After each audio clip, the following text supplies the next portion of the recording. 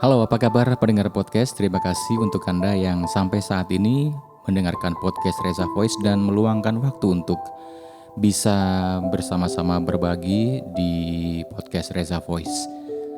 Mungkin ada di antara Anda yang merasakan bahwa perjalanan yang kita udah lalui setapak demi setapak sampai pada titik ini, sampai pada posisi ini, dan kemudian kita menoleh ke belakang.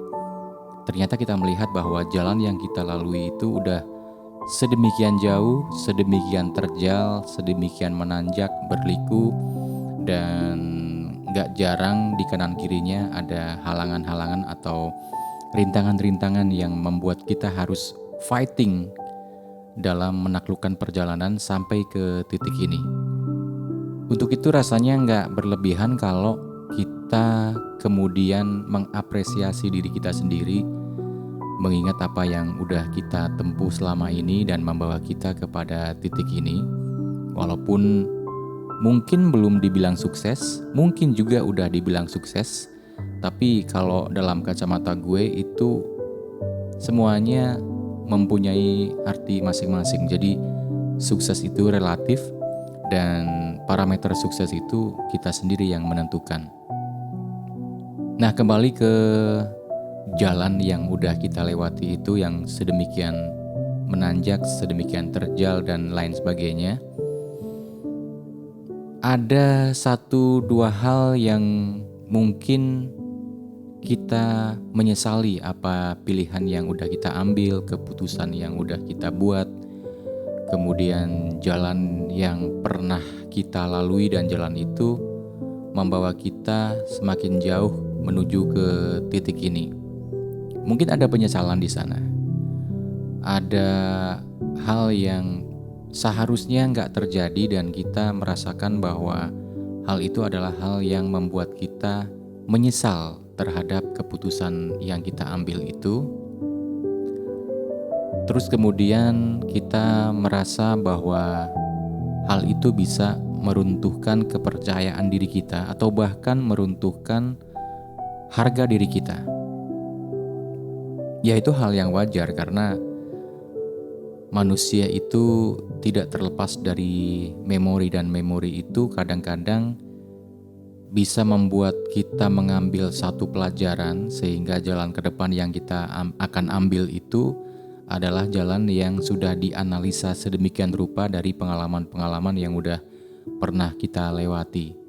Tapi kadang-kadang juga dalam arti yang sebaliknya, kita merasakan itu menjadi belenggu dari kepercayaan diri kita, harga diri kita, dan mungkin akan membuat langkah-langkah kita di depan itu akan terasa semakin susah dan kita semakin sulit untuk mendapatkan hal yang menurut kita akan bisa menjadi pilihan yang baik, dalam arti pilihan yang kita putuskan setelah kita analisa dengan baik, setelah kita pertimbangkan dengan matang, dan akhirnya keputusan itu kita ambil. Tapi mungkin itu akan menjadi beban dalam pikiran kita kalau kita nggak bisa menyikapinya dengan bijak. Karena bisa aja hal itu menjadi sebuah tadi udah gue bilang bahwa itu akan bisa membuat beban dan meruntuhkan kepercayaan diri dan bahkan harga diri. Kalau menurut saya, kita harus bisa, atau bukan harus ya, karena gak ada yang mengharuskan juga. Maksudnya kita perlu kiranya buat memaafkan masa lalu kita, karena toh memang gak pernah kita bisa ulangi lagi kan. Hal itu udah berlalu dan yang bisa kita ambil adalah kita membuat itu menjadi proses pembelajaran. Karena manusia itu berproses dan proses itu kadang-kadang gak instan ya. Yang namanya proses pasti gak instan. Yang instan pun butuh proses. Jadi sesuatu yang udah gak bisa kita kendalikan lagi ke belakang, kecuali kalau kita naik mesin waktu kembali ke era yang sebelumnya dan kita ingin memperbaiki hal itu, mungkin beda cerita ya. Tetapi kenyataannya nggak ada mesin waktu kan, baik untuk kembali ke belakang atau ke masa depan. Jadi maafkanlah apa yang pernah kita lakukan dan apa yang kita ambil sebagai sebuah keputusan, dan keputusan itu membuat kita kecewa pada titik ini, pada hari ini. Karena tanpa kita bisa memaafkan, maka hal itu akan terus menghantui diri kita dan membelenggu diri kita, sehingga rasanya kita akan sulit bergerak. Namanya orang terbelenggu pasti akan sulit untuk bergerak. Kita kurang bebas untuk menentukan sesuatu. Realnya mungkin bisa digambarkan kalau apa sih diri saya? Saya pernah melakukan berbagai kesalahan. Gue pernah jatuh, gue pernah keliru, gue pernah salah arah, gue pernah salah jalan. Apakah mungkin gue punya kesempatan yang lebih baik untuk memperbaiki diri? Apakah mungkin gue berkesempatan atau punya hak untuk hidup lebih baik lagi? Nah, afeksi-afeksi atau pemikiran-pemikiran yang seperti ini rasanya akan membuat kita jadi jadi susah untuk menatap masa depan secara positif, secara penuh harapan, secara optimis gitu. Gue bicara kayak gini bukan karena gue menggurui, bukan, tapi karena memang dalam diri gue ada banyak hal yang juga gue sesali, yang gue bilang sebagai sebuah kesalahan, keputusan yang gue ambil. Dan pada titik ini gue merasa bahwa jalan yang gue lalui memang sangat berliku, sangat menyedihkan, sangat mengharukan. Apa ya? Terlalu dramatis sih kalau gitu ya. Tapi maksudnya terlalu banyak lika-liku yang pernah gue lalui karena banyak hal ya. Jadi gue belajar buat memaafkan semua itu. Memaafkan ambisi gue dulu, memaafkan temperamen gue dulu. Tapi kalau temperamen iya gak ya? Rasanya gue gak terlalu temperamen juga sih. Maksudnya emosi yang meledak-ledak dulu. Terus kemudian keinginan untuk menjadi yang paling depan gitu ya. Kemudian keinginan untuk menguasai semuanya, keinginan untuk mengambil semuanya. Padahal seorang pemenang pun gak bisa mendapatkan semuanya gitu ya. Itu yang gue sadari sekarang. Tapi ada hal lain lagi yang membuat gue juga harus bisa memaafkan hal itu. Di antaranya adalah kelemahan-kelemahan yang gue punya, kekurangan-kekurangan yang gue punya. Gue harus memaafkan kelemahan fisik gue, kelemahan ekonomi gue, terus memaafkan kalau yang terbanyak sih dari fisik ya, yang mungkin berbeda dari orang lain. Nah, mari kita elaborasi satu persatu. Kalau yang tadi di awal gue udah bilang bahwa memaafkan keputusan-keputusan yang gue ambil. Dan itu salah gitu, keputusan salah yang gue ambil. Misalnya ambisi yang terlalu berlebihan gitu ya. Ambisi itu gak sepenuhnya keliru, tetapi ketika ambisi itu dibarengi dengan kita gak mengukur apa yang kita miliki, apa yang kita bisa lakukan sesuai dengan proporsinya, maka hal itu akan membuat kita menjadi seorang yang terlalu ngoyo ya, terlalu ngotot dalam hidup untuk mendapatkan sesuatu. Terus kemudian memaafkan emosi masa muda yang terlalu meledak-ledak ya. Misalnya naik motor nggak mau kalau nggak ngebut gitu ya, atau egonya masih terlalu tinggi, egonya mau menang sendiri terhadap siapapun, terhadap teman, terhadap tim, terhadap pasangan hidup, dan itu juga satu hal yang merugikan setelah kita menyadarinya pada saat sekarang ini. Kemudian ambisi udah, terus ambisi itu banyak banget ya. Artinya ketika kita juga menginginkan sesuatu dan sesuatu itu harus, dan untuk mewujudkannya kita akhirnya harus melakukan sesuatu yang keliru ya. Bukan kriminal, tetapi keputusan yang keliru yang akan berpengaruh terhadap kehidupan kita di sisi yang lain. Ya masih banyak lagi lah di samping ambisi dan ego pribadi itu tadi. Kalau kelemahan fisik, ya mungkin ini sesuatu yang gue alami dari kecil, dimana secara fisik bukan disabilitas ya. Secara fisik gue memang mempunyai keterbatasan.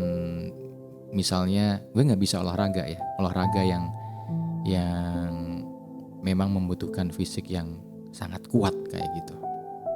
Tapi kalau enduro boleh lah. Enduro itu maksudnya kalau misalnya gue bukan pelari sprint tapi gue bisa maraton gitu, dengan jarak yang jauh gue masih bisa untuk melakukan itu. Nah dari situ kadang-kadang pada saat itu gue merasa bahwa kenapa sih gue nggak punya fisik yang seperti sekuat orang lain yang bisa melakukan olahraga ini itu, sehingga gue bisa masuk di dalamnya gitu. Atau kenapa sih gue mempunyai keterbatasan secara ekonomi sehingga gue selalu berada pada posisi yang tersisih gitu ya. Dan kemudian juga latar belakang keluarga yang kadang-kadang juga membuat gue kurang pede ya. Bukan secara ekonomi yang gimana, tetapi ya mungkin bisa gue bilang di sini bahwa ini berkaitan dengan keharmonisan keluarga gue, keluarga orang tua gue. Ini gue bilang biar bisa menjadi satu pelajaran, satu pengalaman yang bisa gue share. Tapi di lain sisi, pada saat sekarang ini gue bisa memaafkan itu. Karena apa? Satu hal yang simple, satu hal yang mungkin bisa dikatakan sebagai satu hal yang gampang dipahami adalah orang-orang yang gue iri pada saat itu karena memiliki kondisi fisik yang lebih kuat daripada gue, tidak bisa melakukan sesuatu seperti yang gue lakukan pada saat sekarang ini. Itu intinya. Artinya gue boleh aja nggak jago dalam bidang olahraga, atau nggak bisa lah ya, nggak bisa berolahraga dengan kekuatan fisik seperti mereka. Tapi sekarang gue bisa melakukan sesuatu yang lo nggak bisa gitu. Tapi bukan gue jumawa, bukan. Tapi ternyata disitulah kekuatan gue, bahwa gue gak perlu iri terhadap seseorang yang mempunyai kelebihan di satu bidang, karena mungkin orang itu juga iri terhadap bidang lain yang kita punya, yang kita bisa, tetapi orang lain itu gak punya dan gak bisa. Ini yang memperkuat gue. Jadi mungkin secara kebijakan sekarang, secara dengan bertambahnya usia, bertambahnya kedewasaan, dan bertambahnya berbagai hal yang membuat kita menjadi semakin matang karena ditempa oleh berbagai jalan yang udah kita lalui itu, akhirnya kita bisa mengerucutkan lagi ke dalam hal-hal yang membuat kita merasa bahwa kita harus mensyukuri apa yang kita punya dan kita merasa sangat happy, sangat bahagia dengan keadaan diri kita.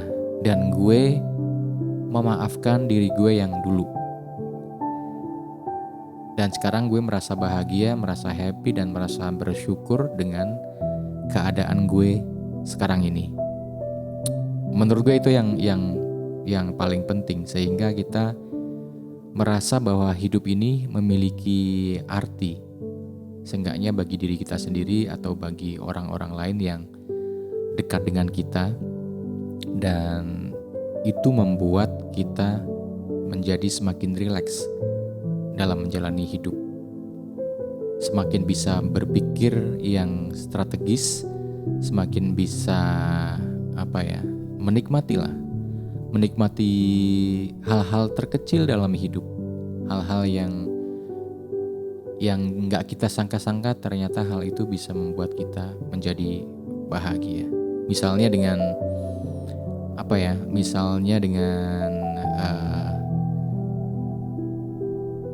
sesuatu yang menyakitkan ketika gue dalam tanda kutip disingkirkan dari sebuah posisi tertentu ya. Dan kemudian pada saat itu gue mulai merasa bahwa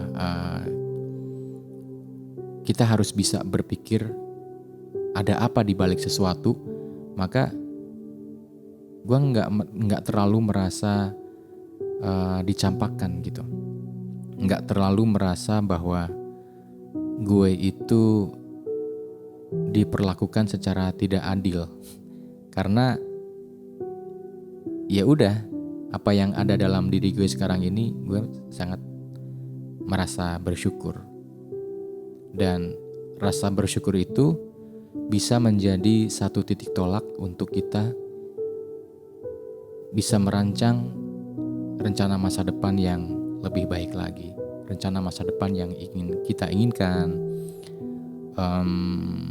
sesuatu hal yang bisa membuat kita bahagia gitu, sesuatu yang mungkin ada 1-2 hal yang sifatnya hedon gitu ya.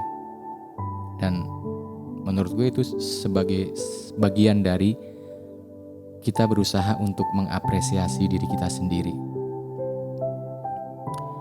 Dan ngomong-ngomong mengenai kedewasaan ya, kedewasaan itu membuat kita bisa memilah atau mengerucutkan apa yang menjadi goals kita. Kalau dulu kan gue tadi bilang bahwa ambisi itu membuat gue pengen bisa mengambil semuanya, pengen menguasai semuanya ya. Tapi sekarang ada beberapa hal yang udah gue pertimbangkan atau udah gue lakukan untuk menghapus itu atau memending itu dari goals gue. Salah satu contoh misalnya, kalau dulu gue merasa banyak kebisaan ya, banyak hal yang gue bisa. Misalnya gue merasa bisa desain grafis, merasa bisa fotografi, merasa bisa menulis, merasa banyak hal lah.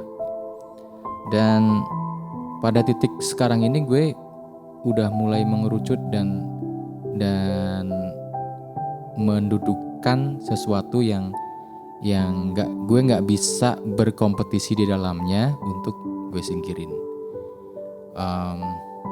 Misalnya kalau dalam bidang fotografi, gue berusaha untuk membuatnya itu menjadi hobi aja, karena ya gue nggak bisa berkompetisi di situ, gue yakin.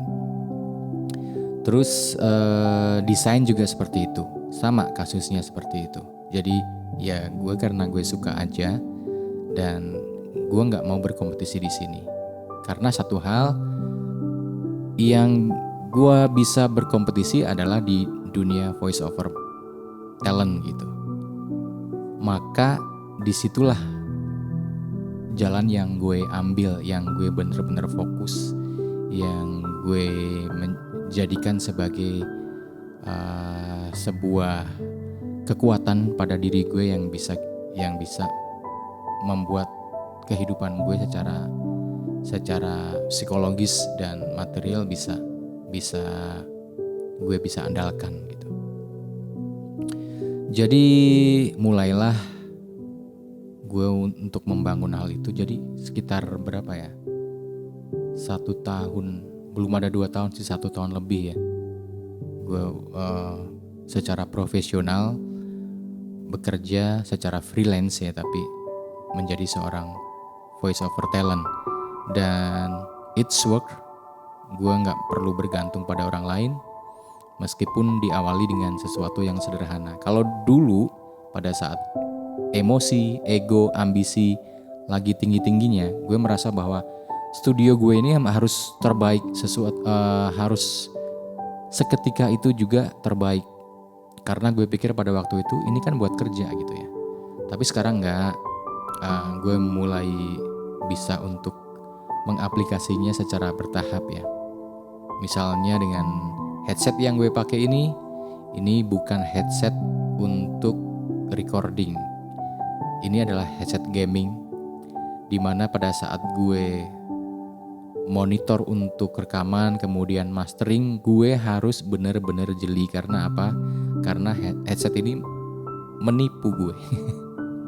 Karena udah pasti bagus gitu loh, di telinga gue udah pasti bagus gitu. Tetapi belum tentu di device yang lainnya kan. Jadi gue harus benar-benar jeli, sehingga apa yang gue tampilkan atau hasil atau output dari pekerjaan gue itu bisa bagus ketika diputar di device manapun. Bukan gak ada prioritas, bukan gak ada rencana untuk bisa memenuhi dengan misalnya headphone dan speaker monitor yang flat ya, yang khusus untuk monitor recording. Bukan tidak ada rencana, ada, tetapi pada saat ini belum, prioritasnya belum ke sana karena ya belum aja. Terus kemudian fisik dari studio juga begitu, belum tertreatment akustik dengan baik, belum ada peredamnya. Maka yang bisa gue lakukan adalah apa ya yang membuat output gue, studio gue ini menjadi menghasilkan sesuatu hasil yang berkualitas, yang terbaik gitu. Maka ya udah, apa sih voice over? Ya udah mikrofon, kemudian audio interface, alat untuk rekaman. That's it gitu. Itu yang memang harus yang terbaik untuk skala pada saat ini. Maksudnya ketika studio ini belum memiliki treatment akustik yang baik, belum ada peredaman, kemudian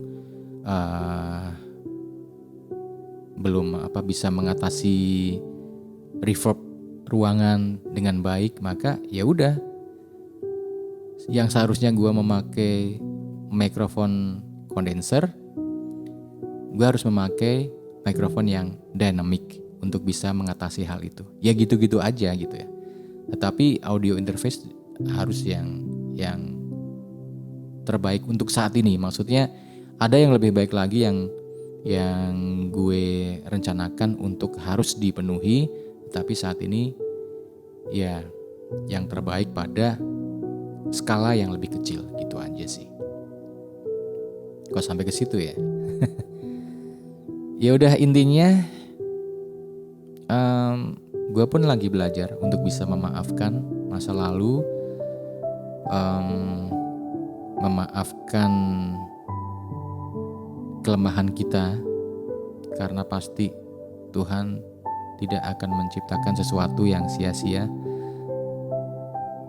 Hanya tugas kita mungkin mencari di mana kekuatan kita dan untuk apa kekuatan kita itu diberikan. Kita punya tugas apa sih dalam hidup ini? Itu yang harus kita cari. Walaupun sampai saat ini gue belum bisa menemukan, tetapi setidaknya ada beberapa hal atau ada banyak hal dari masa lalu, dari kelemahan yang gue bisa maafkan, sehingga gue bisa lebih menghargai diri gue, lebih bisa merasa bersyukur, dan bisa menciptakan rasa happy. Karena kebahagiaan itu, kata orang, kita sendiri yang ciptakan. Kita gak bisa bergantung kebahagiaan dari orang lain yang memberikan. Terima kasih, semoga bermanfaat. Sampai ketemu lagi di podcast Reza Voice yang akan datang. Oh ya, jangan lupa untuk mendengarkannya di Spotify, di Anchor, di Google Podcast, Apple Podcast, dan channel YouTube Reza Voice. Sampai jumpa.